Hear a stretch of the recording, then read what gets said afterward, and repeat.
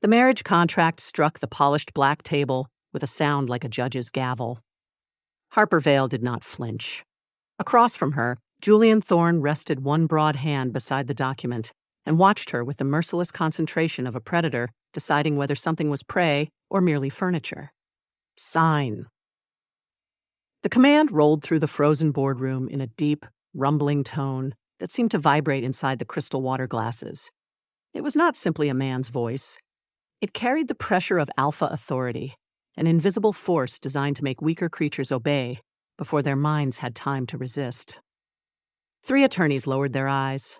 Julian's silver-haired assistant stopped breathing. Harper picked up the pen. "Of course, Mr. Thorne." Her response was perfectly flat. Every syllable emerged at the same pitch, the same volume, and the same lifeless pace. There was no curiosity in it, no fear, no feminine warmth. She sounded like an automated elevator announcement informing passengers that the doors were closing. A muscle tightened along Julian's powerful jaw. Harper noticed. She also noticed the brief narrowing of his cold gray eyes, the almost imperceptible tension in his shoulders, and the way his fingers pressed harder against the table. Excellent. The voice was working. She lowered her gaze before her amusement could reach her face. The contract contained 84 pages, 12 confidentiality provisions, 7 property clauses, and enough financial restrictions to frighten any sensible woman away. Harper had read every word before entering the tower. She already knew the marriage would last 18 months. She would appear beside Julian at corporate events, pack ceremonies, charity galas, and official family gatherings. She would live in his residence and maintain the public image of a loyal human wife. In return, Julian would purchase the debt suffocating H&P Media. Not reduce it, not refinance it, erase it. Harper turned to the final page. "You understand the terms?" Julian asked. His voice filled the cavernous room again, dark and authoritative. Yes. That single dead syllable made his nostrils flare. Harper nearly smiled. Julian Thorne was 29 years old, 6 feet 4 inches tall, and built with the kind of brutal perfection usually found in monuments to ancient war gods. His black suit had been tailored to accommodate shoulders too broad for ordinary clothing. Beneath the expensive fabric, hard muscle shifted whenever he moved. His face was devastatingly handsome, all sharp cheekbones, severe lines, and controlled menace. He ruled Thorne Dominion, the largest private holdings empire in Aethelgard City. He also ruled the Nightcrest Pax. Most humans did not know supernatural families existed. They saw billionaires, executives, heirs, and political patrons. They never saw the claws hidden beneath cufflinks or the beasts negotiating behind closed boardroom doors. Harper knew. She had known from the moment Julian entered the room. Sensitive hearing was only one of the gifts she concealed. She could hear the unnaturally slow beat of his heart. She could hear the faint scrape of his thumbnail against the table. She could hear the restrained animal growl beneath his breathing each time one of the attorneys moved too quickly. Dangerous. Arrogant. Painfully convinced of his own invincibility. Unfortunately for Julian, Harper had spent years earning a living by becoming whatever people needed to hear. A grieving queen, a seductive assassin, a terrified survivor, a divine oracle whispering through darkness. Pretending to be a dull corporate woman would not be difficult. She signed her name. The scratch of the pen echoed through the boardroom. Julian's stare remained fixed on her hand. "Done," Harper said. The word came out so mechanically that one of the attorneys blinked. Julian pulled the contract toward himself. "You will move into my residence tonight. I have equipment to collect from my office. It will be transported. I prefer to handle my work materials personally." His gaze lifted. For one charged second, the temperature in the room seemed to drop further. People did not contradict Julian Thorne. His reputation made that clear. Competitors who challenged him disappeared from markets. Elders who questioned him lost voting rights, territory, or both. Even the wolves closest to him treated his displeasure as a natural disaster. Harper folded her hands in her lap. Her plain charcoal suit was intentionally 2 sizes too large. The jacket concealed the curve of her waist, The trousers hit her legs.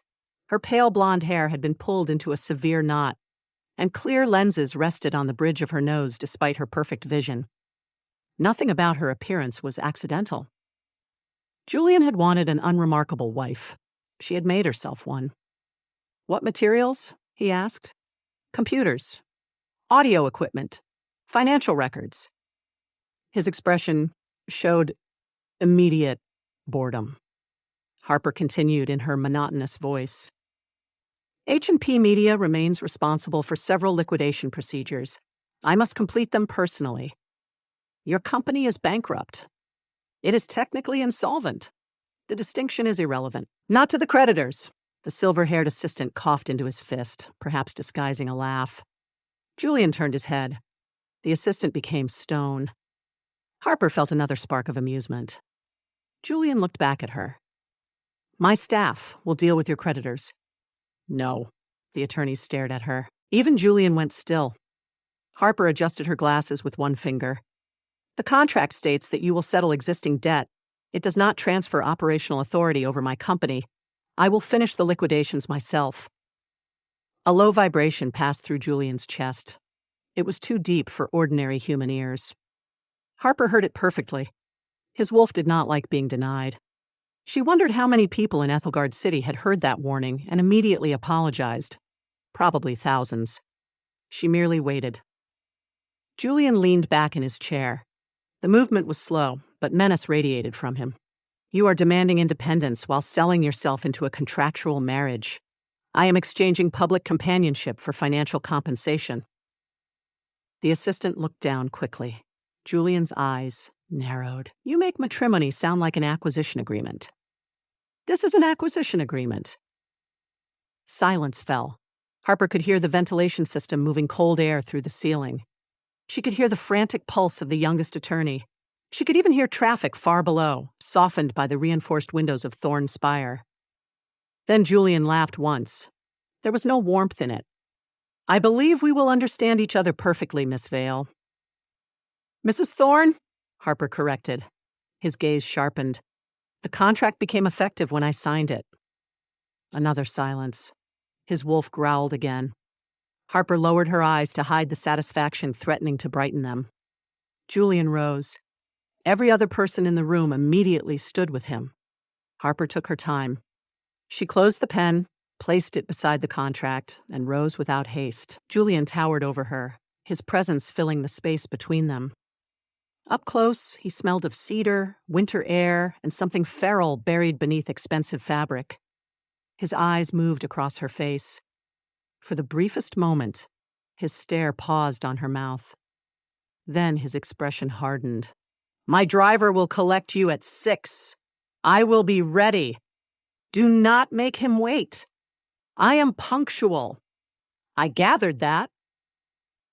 He turned away from her as if she had already ceased to be interesting. Harper watched him cross the boardroom, each stride precise and controlled. The attorneys trailed after him. His assistant remained behind long enough to gather the signed documents. At the doorway, Julian stopped. Orson! Yes, sir? Come with me. The assistant lifted the contract and followed. Neither man appeared to remember that Harper possessed hearing far beyond ordinary human limits. The boardroom doors closed behind them. Their footsteps moved into the corridor. Orson spoke first, his voice carefully neutral. She is composed. She is tedious. Harper sat down again and opened the untouched glass bottle of water. Orson hesitated. She did challenge you about bankruptcy records. Yes. An obsession with paperwork is not rebellion. Harper poured water into her glass. She is attractive, Orson said. Julian's footsteps stopped. Harper's hand paused above the table. That is irrelevant, he replied. Of course. She hides it deliberately.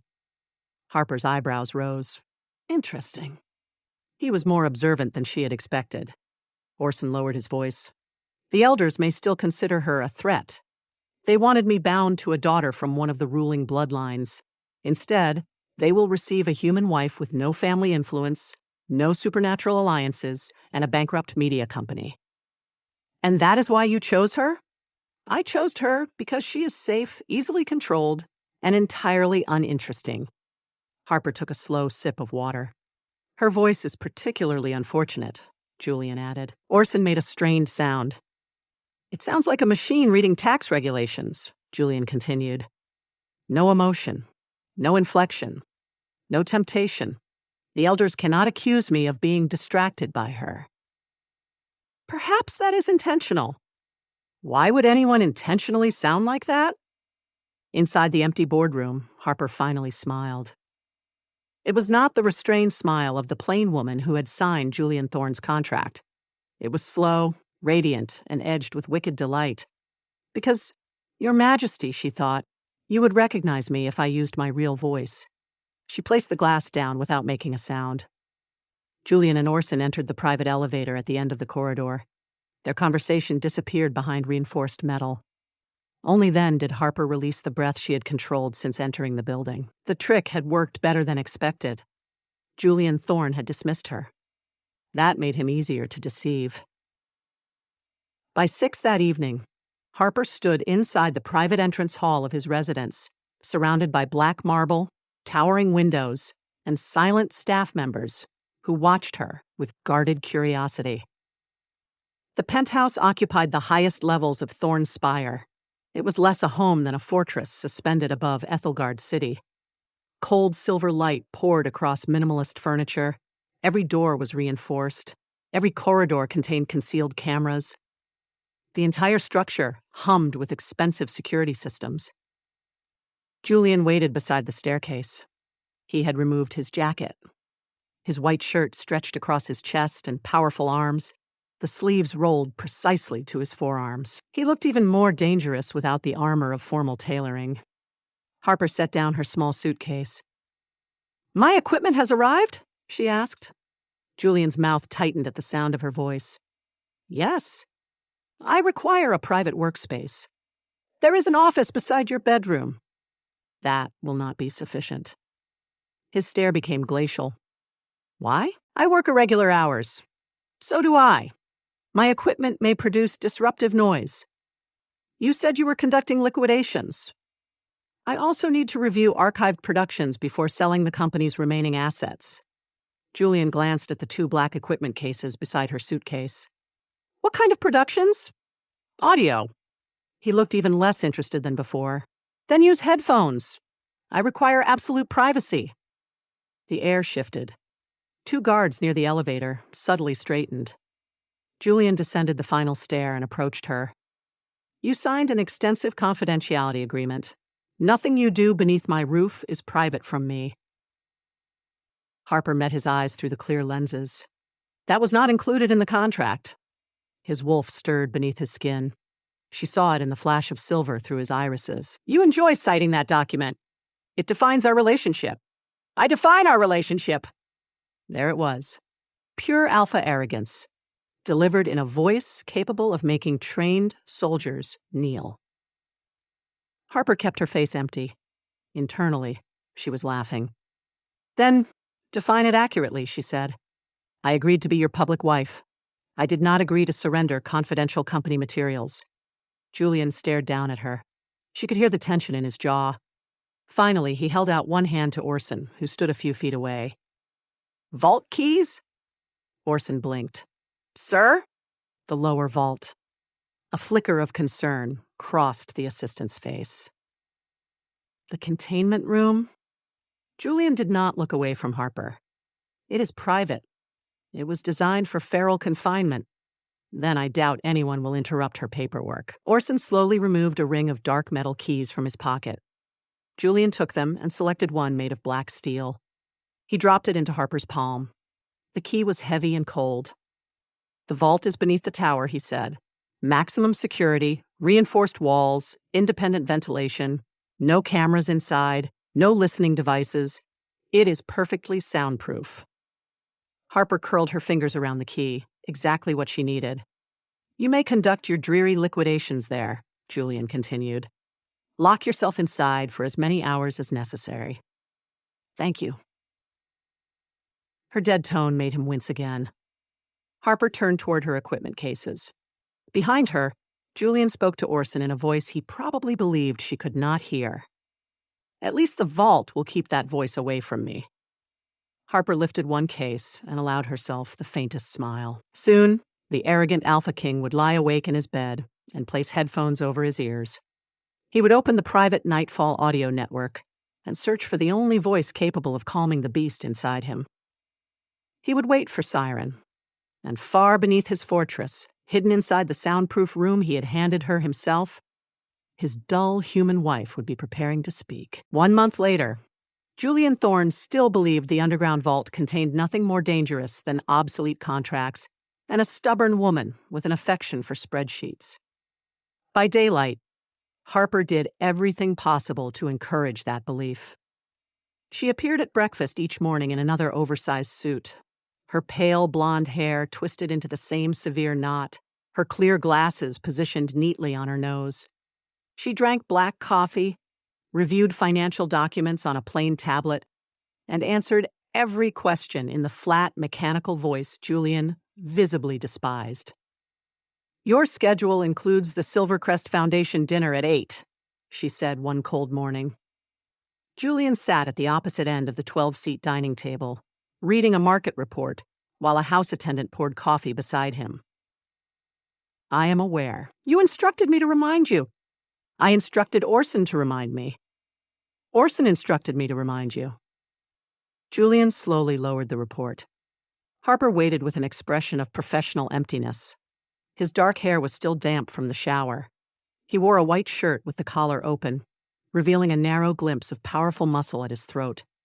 Even seated, he seemed too large for the elegant chair. A sleepless tension sharpened his already severe features. "You have managed," he said, "to turn a dinner invitation into something resembling a funeral announcement." "The event begins at 8. "Yes, you said that." "Correct." His fingers tightened around the porcelain coffee cup. Harper lowered her gaze to her tablet before he could see the amusement gathering in her eyes. The attendant beside Julian stared fixedly at the wall. "Will your liquidations ever end?" Julian asked. "Eventually." "When?" "When the work is complete." "That is not a date. It is an operational condition."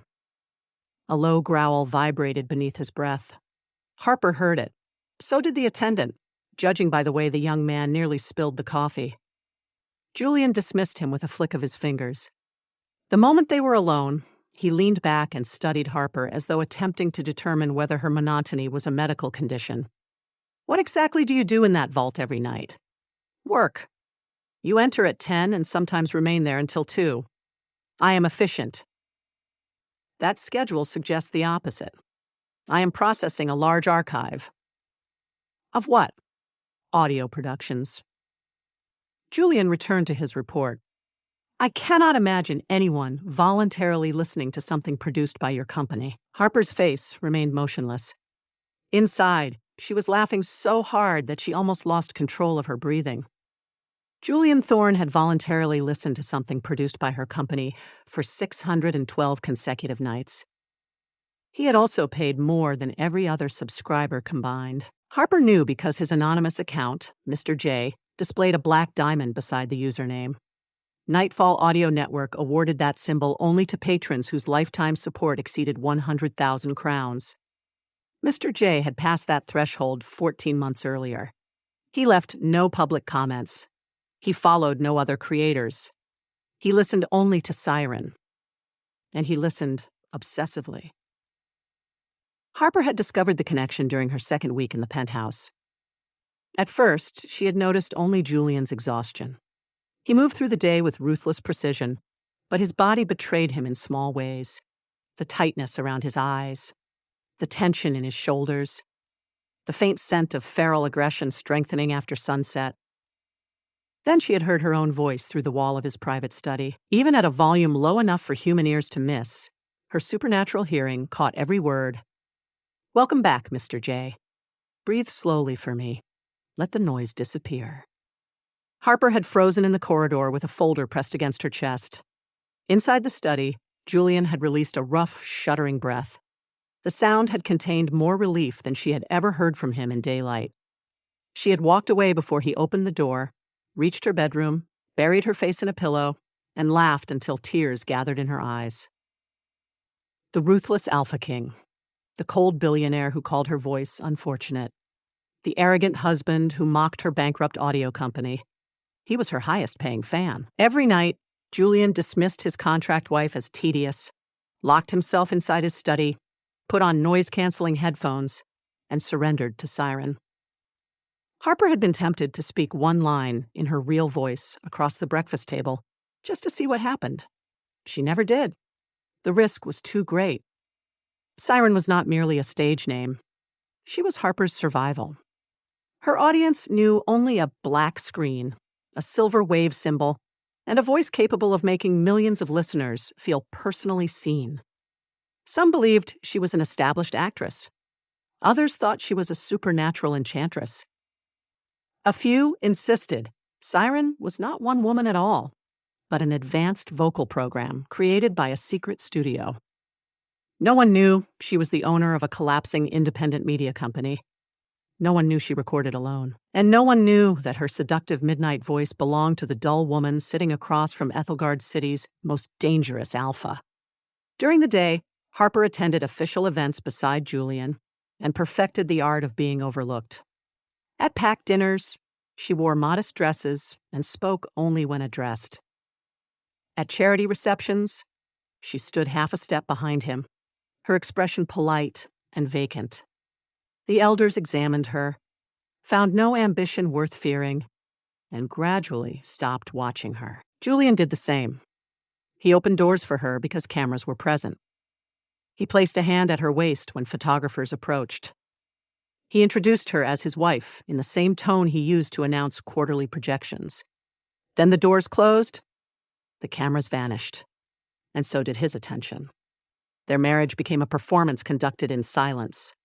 At night, everything changed. The moment Harper entered the underground vault, she locked 3 steel doors behind her and became herself. She removed the glasses first, then the oversized jacket, then the pins from her hair. Pale gold waves fell down her back as she crossed the containment room Julian had so carelessly surrendered to her. She had transformed the former feral prison into a hidden studio. Acoustic panels covered the reinforced walls. A curved recording desk stood beneath soft lamps. Microphones, processors, control surfaces, and suspended screens filled the space where chained wolves had once torn at iron restraints. The contrast pleased her. The safest room in the city was now built for seduction. She would sit before the microphone, close her eyes, and let the false corporate voice disappear. When she spoke as Siren, warmth entered every syllable. Her natural voice was deep for a woman, smooth and richly textured, capable of sliding from tenderness to command without effort. She could make a whispered name sound like a confession. She could make silence feel intimate. She could calm panic, sharpen desire, or create the illusion that she was speaking to only one listener in the darkness. Julian's body responded to it with humiliating honesty. Harper knew because she could hear him several levels above her. She heard the moment his pacing stopped. She heard the leather chair creak beneath his weight.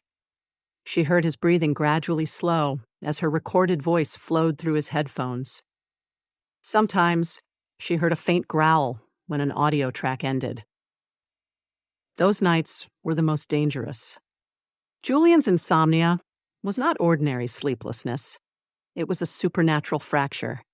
His wolf remained alert long after his human mind demanded rest, prowling beneath his skin, reacting to every distant sound and hidden threat. Without relief, the tension accumulated until his control began to fail. Siren's voice gave the beast something else to follow: a rhythm, a command, a promise of safety. Harper did not understand why her voice affected him so strongly.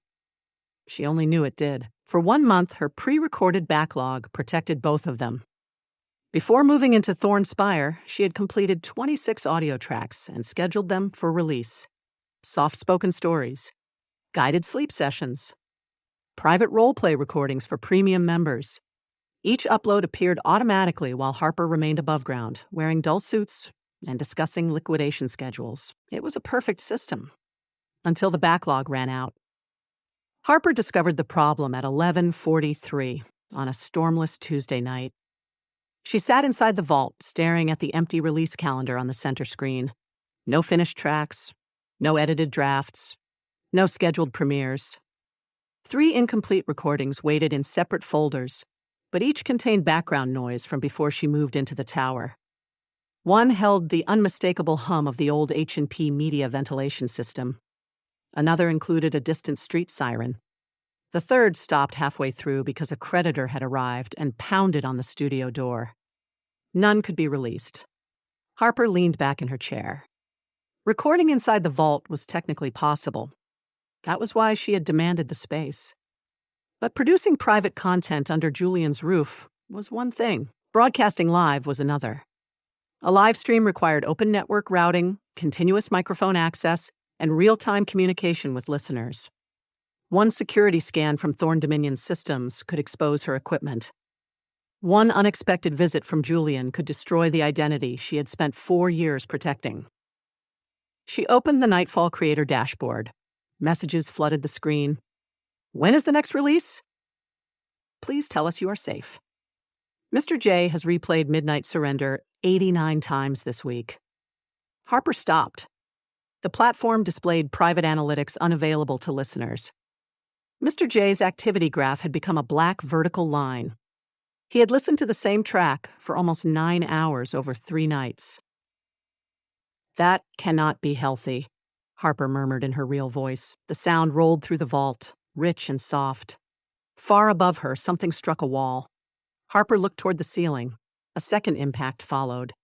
Then silence. Julian was awake. Again. She turned back to the dashboard and selected Create Announcement. Her fingers hesitated over the keyboard. She typed carefully.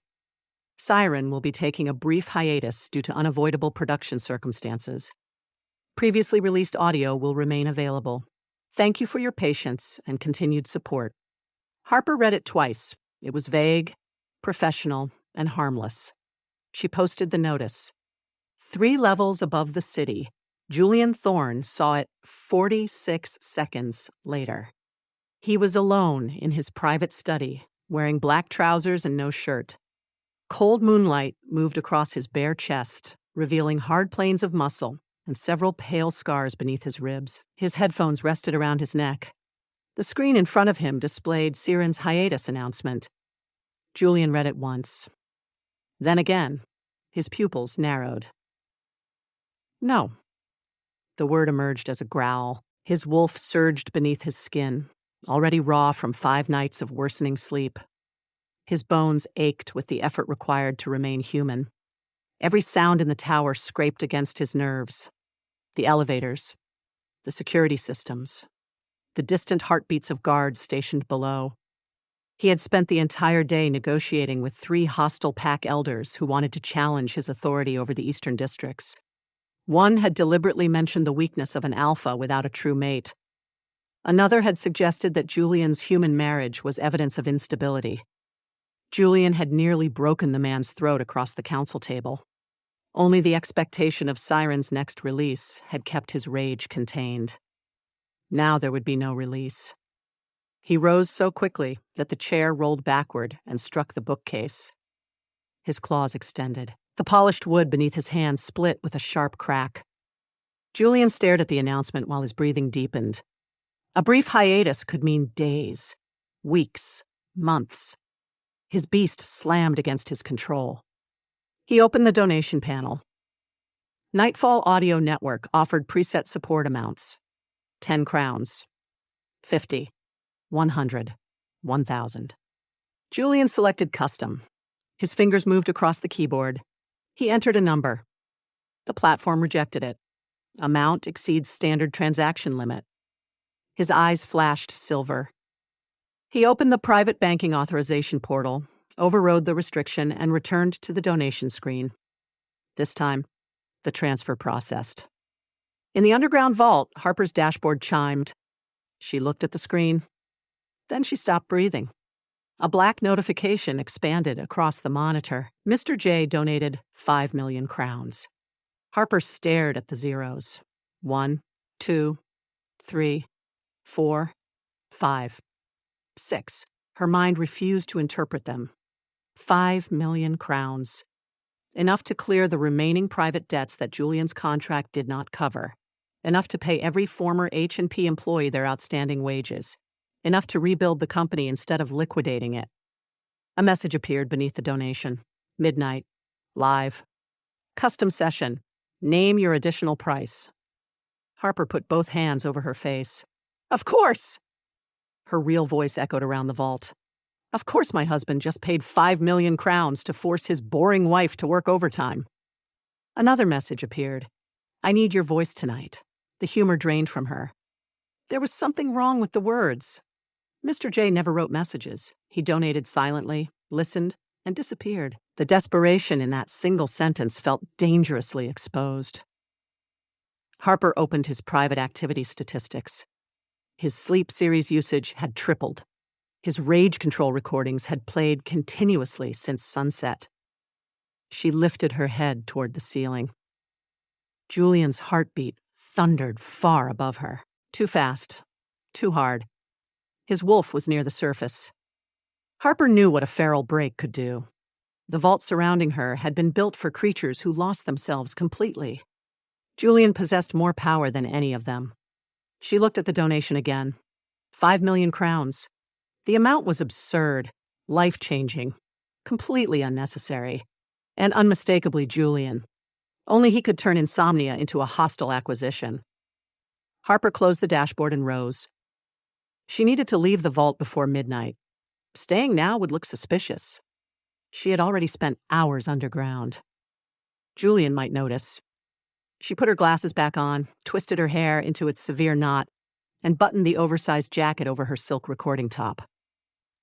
Then she gathered her tablet and unlocked the first steel door. The corridor outside was empty. Harper moved silently toward the private elevator. When the doors opened at the residential level, Julian was waiting. He stood in the dark hallway with his shirt unbuttoned at the throat and his sleeves shoved above his elbows. His gray eyes had turned almost entirely silver. Harper stepped out. His gaze dropped to the tablet in her hands. Still liquidating? He asked. His voice was rougher than usual, vibrating with restrained violence.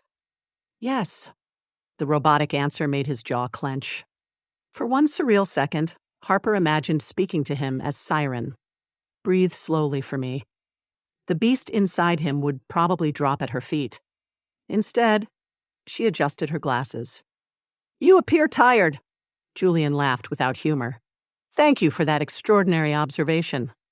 You should sleep. His stare sharpened.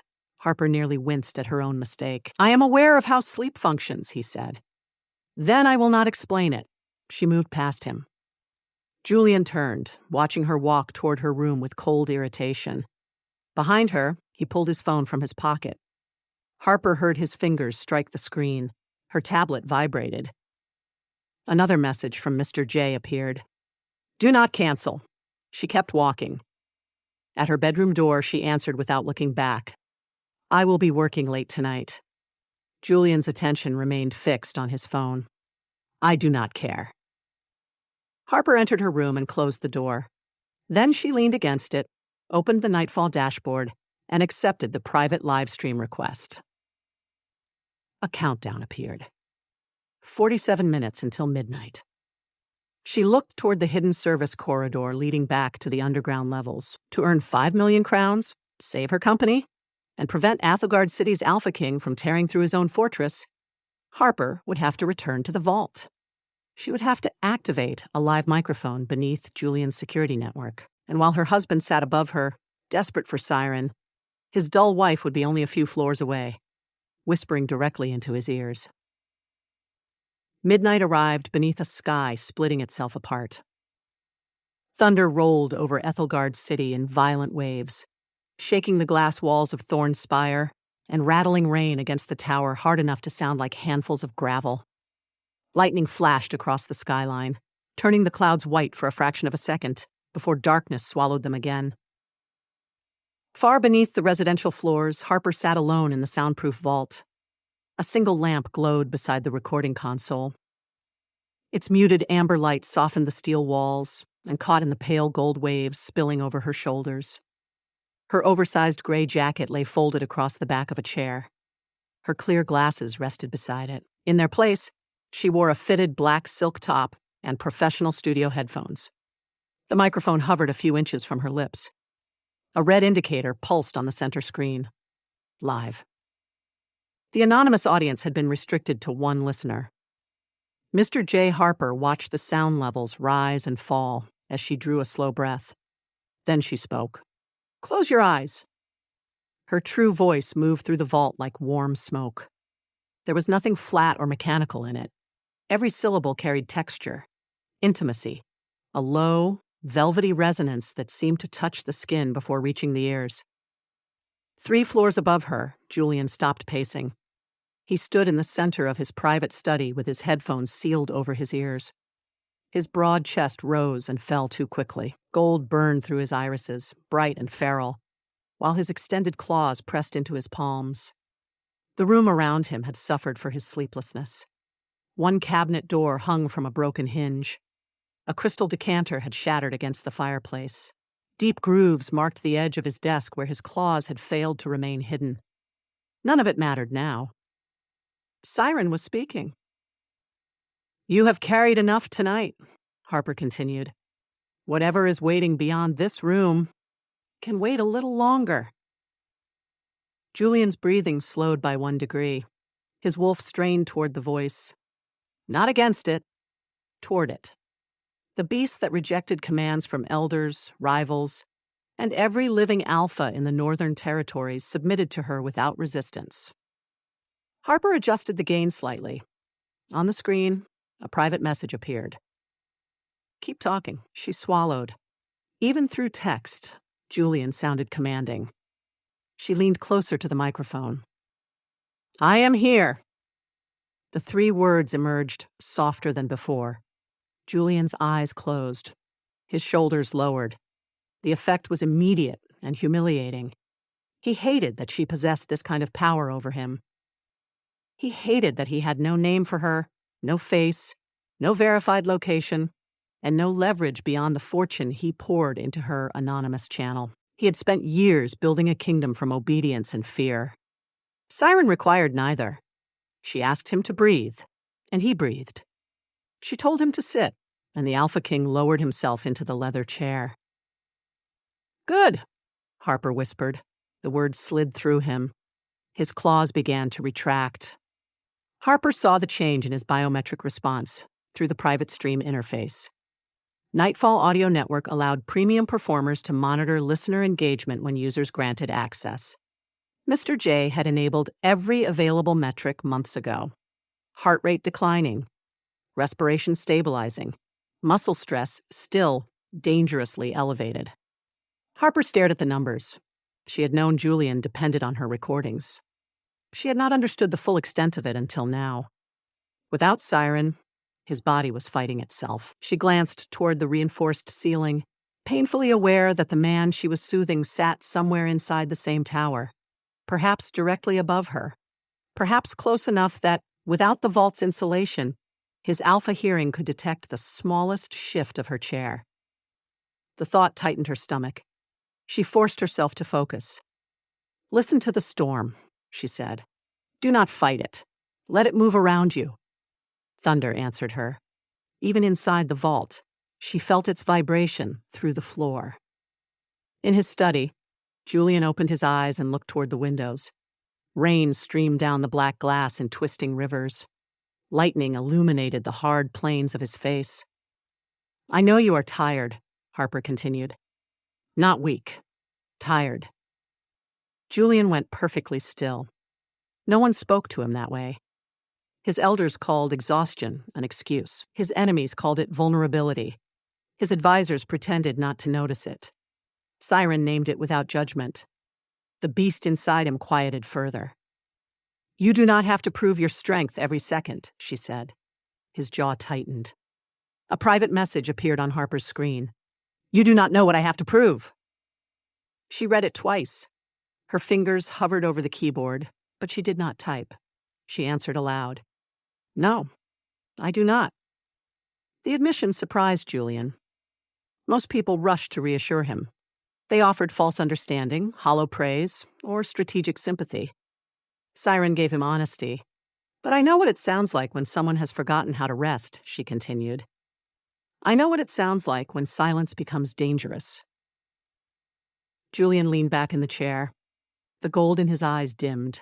Far below, Harper closed her eyes. For a dangerous moment, she stopped performing. Her voice softened with genuine emotion.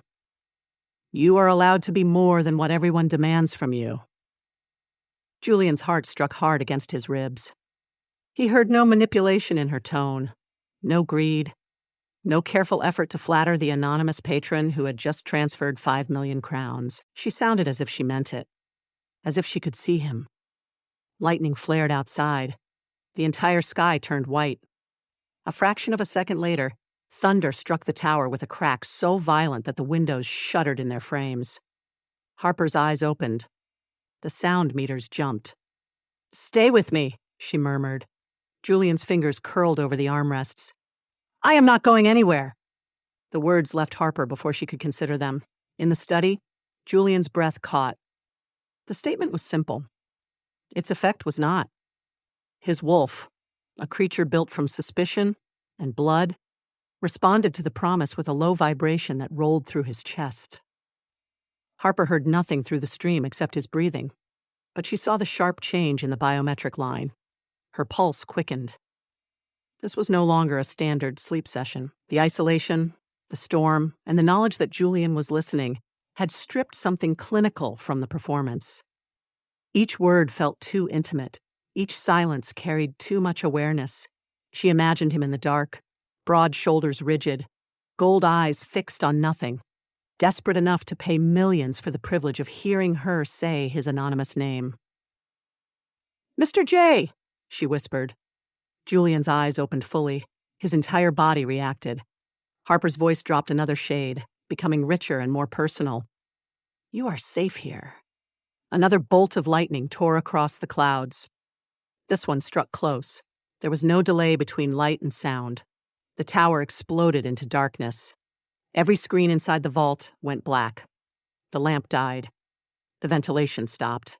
The red live indicator vanished.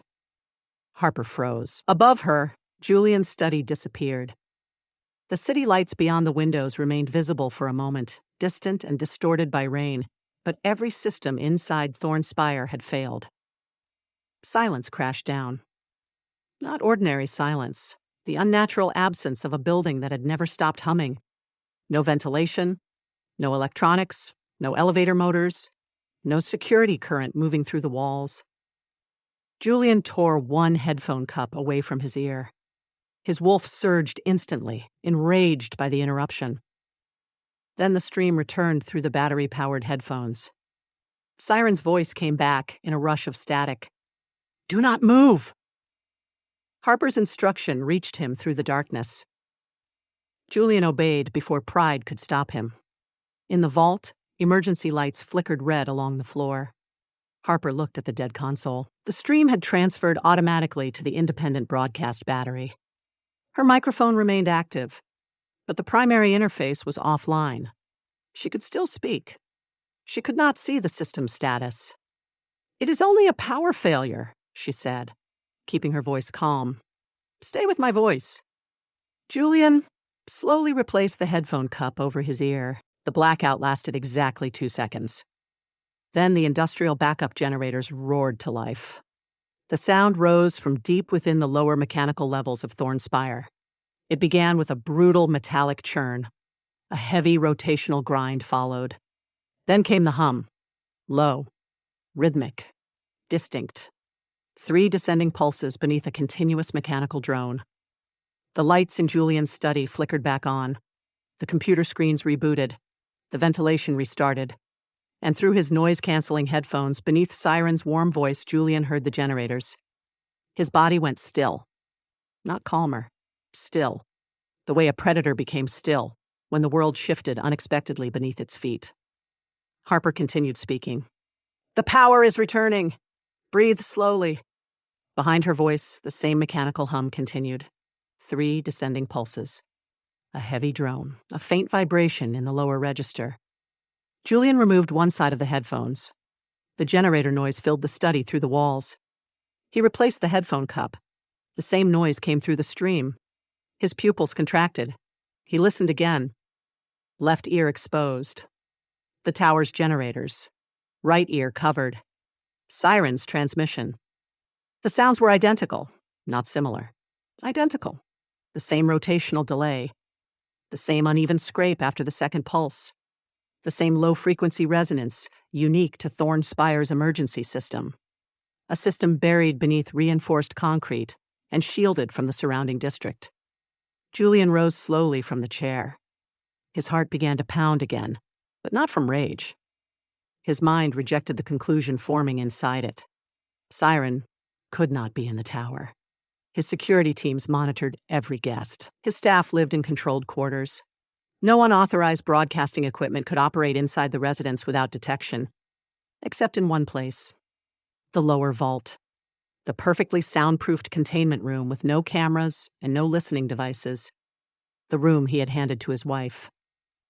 Julian stared at the dark door of his study. No. The idea was absurd. Harper Vale spoke like a malfunctioning corporate directory. Her voice made ordinary conversation feel like administrative punishment.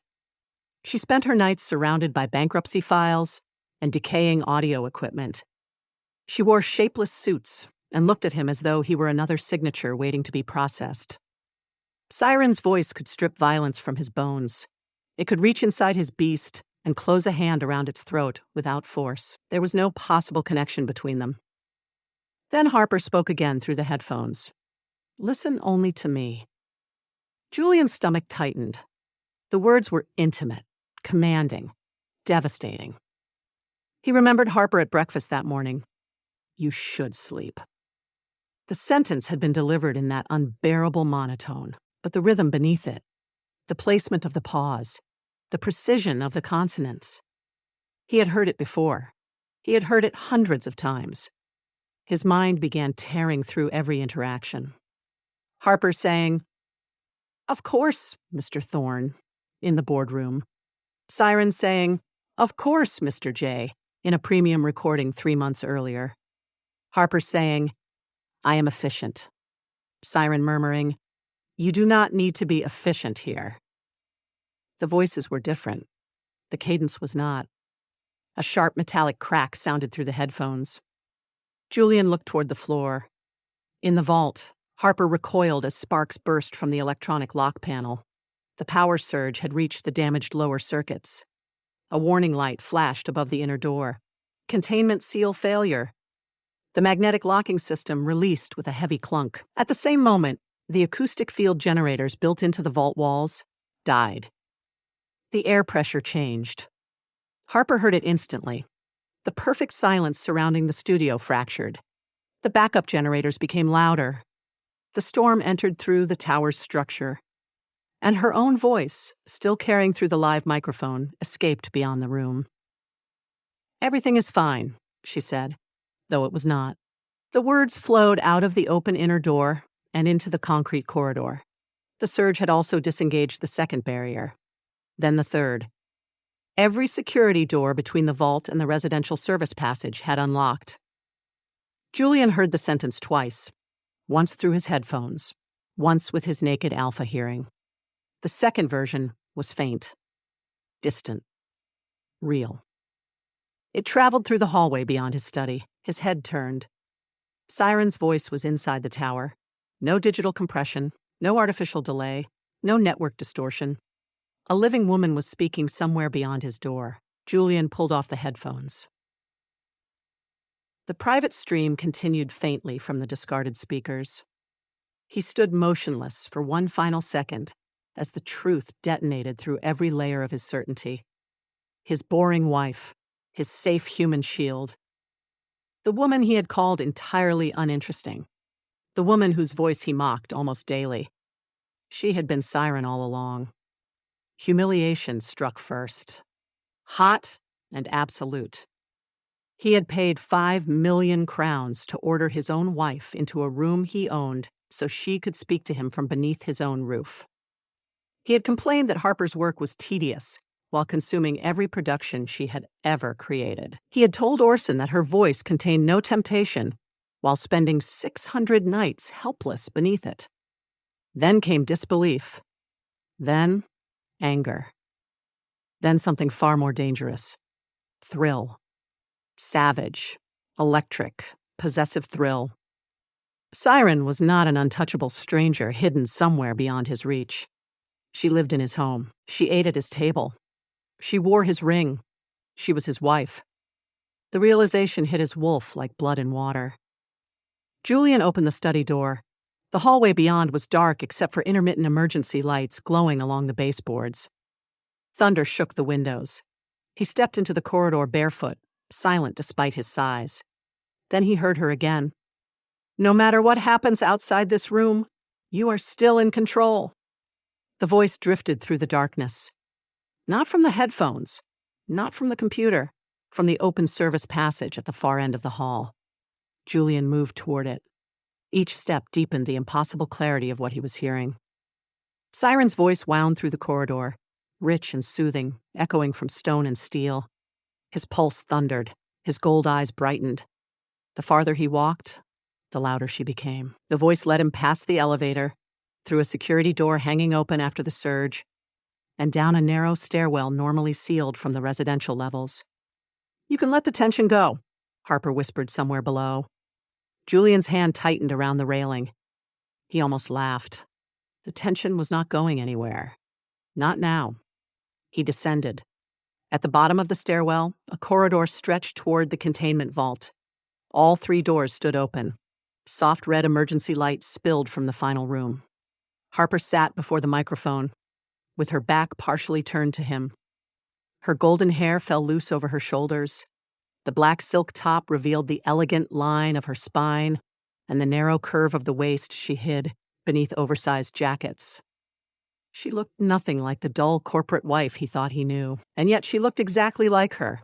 The same hands, the same profile, the same pale skin, the same mouth he had forced himself not to notice across the breakfast table. Her headphones prevented her from hearing his approach. The live broadcast continued. "You are not alone tonight," she said. Julian stopped in the doorway. The sound reached him directly. No filters, no speakers, no distance. That voice. His cure, his weakness, his obsession, coming from Harper. The plain wife he had dismissed. The woman bound to him by contract. The woman who had been laughing at his arrogance for an entire month. Julian stared at her, while the last fragments of his constructed reality shattered around him. On the console, the private stream timer continued counting upward. Mr. J remained connected. Harper leaned toward the microphone and lowered her voice to the intimate whisper that had haunted his nights for years. "I am right here." Julian's eyes burned molten gold. "Yes," he said from the open doorway, his deep voice cutting through the vault. "You are." Julian's final words struck the vault harder than the thunder. Harper jerked around in the recording chair. For one suspended second, neither of them moved. The red emergency lights painted the steel room in pulses of crimson. Rain hammered the tower above them. The backup generators groaned through the walls, and the private stream continued transmitting the silence between Siren and her only listener. Julian stood in the open doorway, barefoot, shirt half unbuttoned, broad chest rising and falling with the force of his breathing. His discarded control had left him looking less like the polished ruler of Aethelgard city, and more like the beast his entire empire feared. His eyes burned feral gold. Harper's hand moved toward the console. Julian kicked the damaged door behind him. It slammed against the wall with a deafening metallic crash. Harper froze. "Do not end the stream," he said. His voice was low enough to vibrate through the recording desk. She stared at him. Then instinct took over. "Mr. Thorne! There appears to have been an electrical malfunction." The words came out in her flat corporate voice. Julian's expression changed. Not softened, changed. His jaw tightened. His nostrils flared. A tremor passed through his shoulders, as though hearing the false voice, after discovering the truth, physically offended him. "Do not!" Harper lifted her chin. "The surge appears to have damaged the containment systems. I was conducting an inventory of archived audio assets when—" Harper. Her name cracked through the room with alpha power. The microphone captured it. The sound meter surged into red. Harper stopped speaking. Julian crossed the vault. He did not rush. That made him more terrifying. Each step was deliberate, heavy, and controlled only by force. He moved past the acoustic panels, past the coils of cable and glowing equipment, until the vast difference between his body and hers became impossible to ignore. Harper rose from the chair. Julian kept coming. She retreated one step, then another. The back of her thighs struck the edge of the recording desk. Julian planted both hands on either side of her. Trapped. The scent of cedar, rain, and feral heat surrounded her. His body formed a wall before hers. Gold light flickered through his irises, and the powerful muscles in his arms remained rigid with restrained emotion. Harper forced herself to hold his gaze. "This is a misunderstanding." She used the robotic voice again. Julian's claws extended against the desk. Wood cracked beneath his palms. "That voice," he growled, "is going to be the death of me." Harper's heartbeat accelerated. His hearing caught every beat. His eyes dropped briefly to the pulse fluttering in her throat. She swallowed. "I can explain. In your real voice. This is my real voice." Julian laughed. The sound was dark, disbelieving, and almost unsteady. Then he took his phone from his pocket. The Nightfall Audio Network remained open on the screen. Harper saw the black diamond beside the username. Mr. J. Below it sat the 5 million crown transaction and the private livestream request. Julian held the phone inches from her face. "You knew!" Harper said nothing. "You knew it was me." "Not at first." Her voice emerged somewhere between the corporate monotone and her natural tone. Julian leaned closer. "When?" 2 weeks after I moved into the tower. His face went still. "You have known for 2 weeks." Harper heard the danger in his calm. "I recognized one of the recordings through your study wall. You heard me listening." "Yes!" "You heard me every night." "Yes!" A fresh blaze of gold consumed his eyes. Harper pressed her palms against the desk behind her. Julian looked at the phone again, as if the evidence had personally betrayed him. "I have been transferring fortunes to an anonymous woman for more than a year." His gaze snapped back to hers. "And that woman has been sitting across from me at breakfast." Harper's lips twitched. It was the wrong response. Julian's hand shot up, catching her chin between his fingers. "You find this amusing?" "A little. A little. You called my company tedious. You sounded like a machine designed to punish accountants. You called me entirely uninteresting. You were pretending to be entirely uninteresting. You said no one would voluntarily listen to anything my company produced." Julian bared his teeth. "I have listened to every piece of audio you ever released." "I know." His fingers tightened slightly. "I paid for all of them." "I know. I paid 5 million crowns tonight to force my own wife to speak to me." Harper's control broke. A laugh escaped her. Not the delicate laugh of a society wife. Not the restrained sound she used at pack dinners. Her real laugh. Warm. Musical. Alive. Julian went utterly motionless. The sound passed over him like a hand against bare skin. His anger did not disappear, but something deeper rose beneath it. Hunger. Recognition. A desperate, almost wounded need. Harper saw it and stopped laughing. For the first time since he entered the vault, Julian looked less furious than exposed. "You laughed at me," he said. "I laughed at the irony. You let me mock your voice while I spent every night begging for it." "You never begged." His eyes narrowed. Harper glanced at the phone. "You donated aggressively." A rough sound escaped him. It might have been a growl. It might have been another laugh. His forehead lowered until it nearly touched hers. Do you understand what you have done to me? Harper's breath caught. Julian's voice had changed. The arrogance was gone. The polished authority had fractured. What remained was deeper, harsher, and far more intimate. You entered my home wearing that lifeless mask, he said. You sat beside me, you slept down the hall, and every night I locked myself away to listen to the woman I believed I could never reach. Harper's amusement faded. Julian's thumb moved along the edge of her jaw. I thought you were somewhere beyond my control, beyond my territory, beyond anything I could offer. His eyes searched hers. All this time, you were here. Thunder rolled above them. Harper could feel the power in his body. She could also feel the tremor he was trying to suppress. I had to protect Siren, she said softly. Her real voice entered the space between them. Julian inhaled sharply. The reaction was so immediate that Harper felt it against her skin. His pupils widened. His wolf surged closer. Say something else. She stared at him. Julian. His name left her in the same rich, intimate tone she had used in thousands of recordings, without ever knowing how violently it would affect him face to face. A growl tore from his chest. He bent his head, pressing his forehead to hers. Again! Julian. His eyes closed. The Alpha King who commanded armies and controlled empires stood trapped between Harper's hands and her voice. She touched his chest. Beneath her palm, his heart hammered. I never meant to hurt you. His eyes opened. You did not hurt me. You look furious. I am furious. That seems contradictory. I am furious because you made me want a ghost while standing in front of me every day. Harper's fingers curled against his skin. You wanted Siren. I needed Siren. His hand slid from her chin to the side of her neck. But I watched you in that boardroom before I ever knew who you were. I noticed the way you hid your body. I noticed when you challenged me. I noticed every time you fought a smile after irritating me. Harper's breath slowed. Julian moved closer until no space remained between them.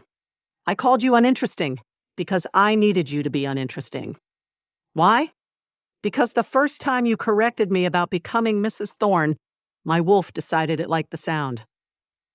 The confession struck harder than his anger. Harper searched his face for mockery and found none. Only truth. Only hunger. Only a man furious with himself for failing to see what had been directly before him. Behind them, the live stream timer continued counting. Julian glanced toward the microphone. His expression darkened. How many people listen to you? Harper hesitated. Julian, how many? Millions. His entire body tightened. Millions. They do not know who I am. They hear this voice. It is my work. His gaze sharpened with such possessive intensity that heat swept through her. No, Harper blinked. No, you are never using that voice for another man again. She stared at him. Then she laughed once. Julian's hand tightened at her waist. I am serious. And you are still arrogant. I have earned the right to be unreasonable. You absolutely have not. I paid 5 million crowns for a live session. For you. For the company. For you. Harper lifted one eyebrow. Julian's mouth lowered closer to hers. Refund it. She blinked. What? Refund the donation. That money can save every employee I had to dismiss. Then I will transfer 5 million directly to your company. You cannot purchase control over my voice. His eyes flared. I am not trying to purchase it. That is exactly what you are doing. No. His grip softened. I am trying to ask for it, and I am discovering that I have no idea how. The admission silenced her. Julian Thorne did not ask. He commanded, acquired, negotiated, and conquered. Yet he stood before her now, with his forehead resting against hers, every trace of certainty gone. Harper, he said, and her name sounded raw in his mouth. Do not give them what you give me. Her heartbeat stumbled. What do I give you? Peace. The word was almost too quiet to hear. Julian's gold eyes held hers. You give me the only silence that does not feel empty. Harper's throat tightened. The storm continued beyond the vault, but the room seemed to narrow around the two of them. She had spent years transforming herself into voices people needed. She had whispered courage to strangers, comforted the grieving, seduced the lonely, and created intimacy for listeners she would never meet. No one had ever asked what the voice cost her. No one had ever heard the woman beneath it. Julian had heard both and been destroyed by the distance between them. "You mocked me," she whispered. "I was an idiot. You dismissed my work. I was jealous of my own anonymous account.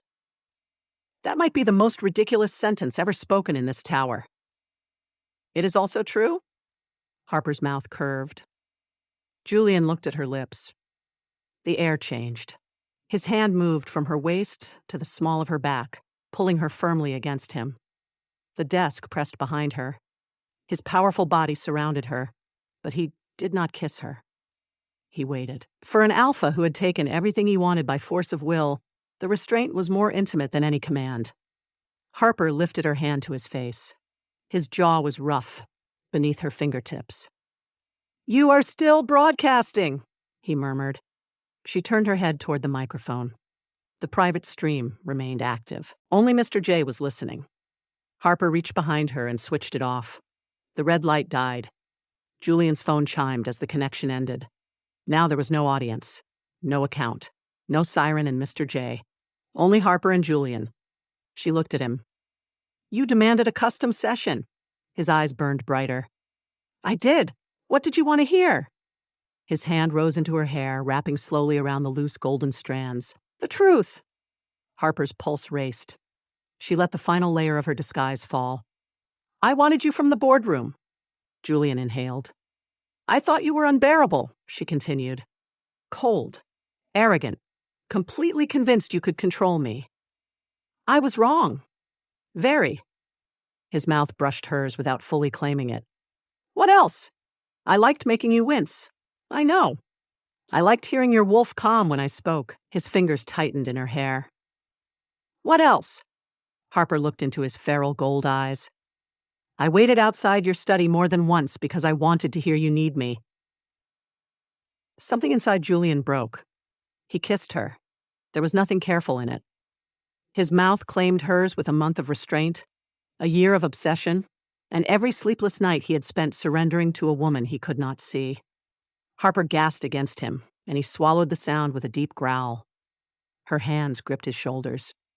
The kiss was fierce, consuming, and almost angry, but beneath the force was desperation.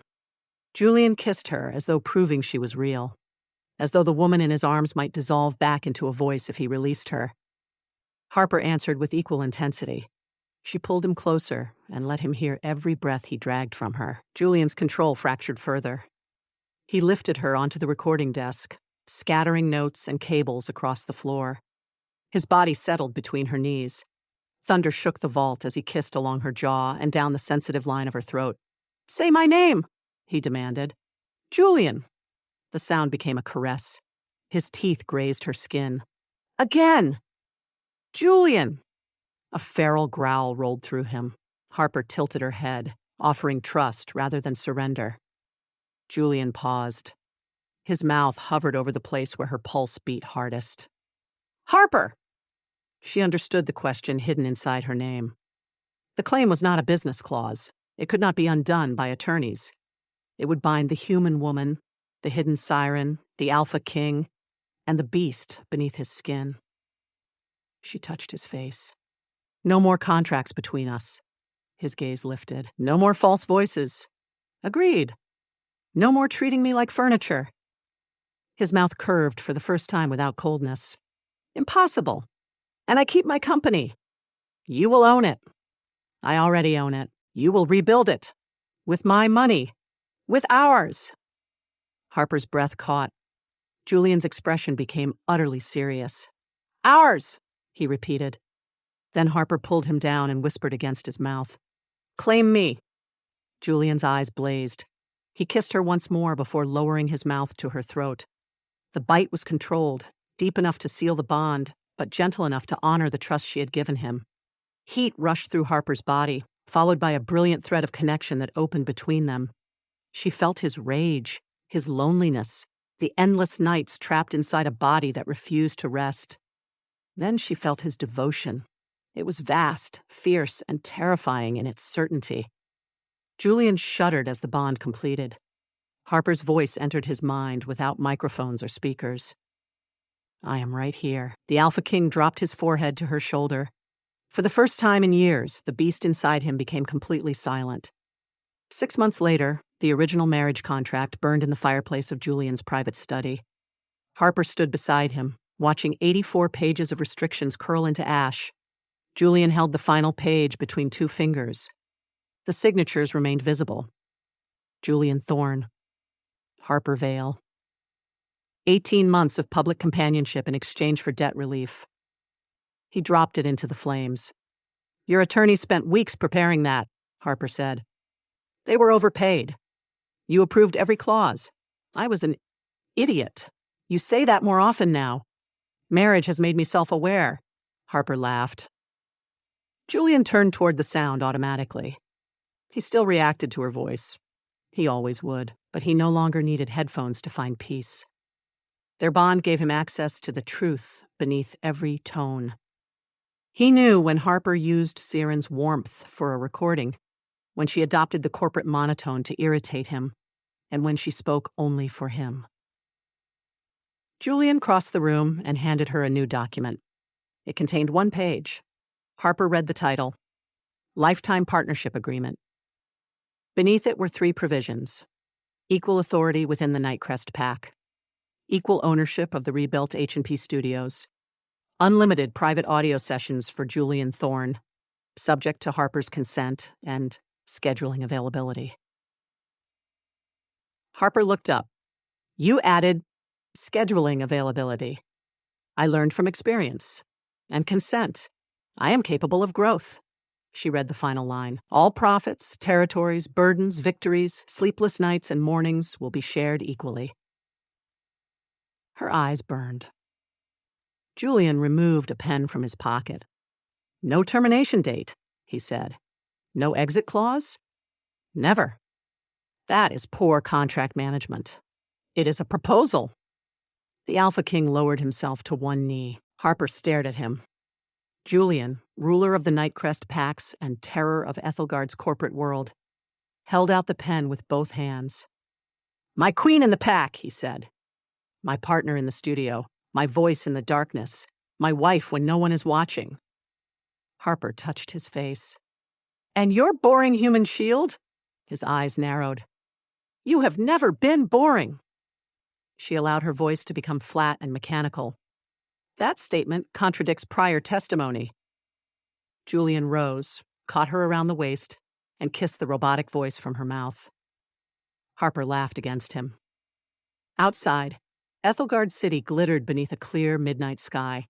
Inside the studio levels below, producers worked beneath the silver wave emblem of the newly restored Nightfall Audio Network. Harper continued creating stories, though Julian maintained strict and frequently mocked opinions about which performances were too intimate for general release. He remained her highest-paying listener. She refunded the 5 million crowns. He donated 10 million the following morning. The argument lasted 3 days. The partnership lasted forever. Harper had once believed survival required perfect control over every version of herself.